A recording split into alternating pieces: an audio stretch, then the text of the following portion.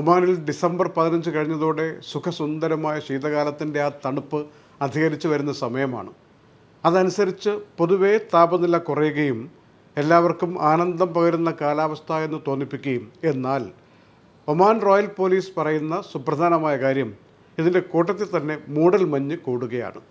പ്രഭാതങ്ങളിൽ, അതായത് അർദ്ധരാത്രി കഴിഞ്ഞിട്ട് പിന്നെ രാവിലെ 8-9 മണിവരെയൊക്കെ മിക്ക പ്രദേശങ്ങളിലും ഇനിയുള്ള ദിവസങ്ങളിൽ മൂടൽമഞ്ഞ് ഉണ്ടാകാമെന്ന മുന്നറിയിപ്പ് കൊടുക്കുമ്പോൾ ശ്രദ്ധിക്കേണ്ട കാര്യം, രാവിലെയല്ലേ, വെളുപ്പാങ്കാലമല്ലേ, വാഹനങ്ങളിൽ ഇനിയിപ്പോൾ മൂടൽമഞ്ഞിൻ്റെ പ്രശ്നമുണ്ടെങ്കിൽ തന്നെ നേരം വെളുത്തല്ലോ എന്ന് കരുതി പല ആളുകളും ലോ ബീം ഓണാക്കാതെ യാത്ര ചെയ്യാറുണ്ട്. വിദഗ്ധന്മാർ പറയുന്നത് ഈ ഓട്ടോമാറ്റിക് ആയിട്ടുള്ള സംവിധാനം ലോ ബീമിലേക്ക് മാറുന്നത് പല വാഹനങ്ങളിലും മഞ്ഞിൻ്റെ സമയത്തൊന്നും വർക്ക് ചെയ്യില്ല.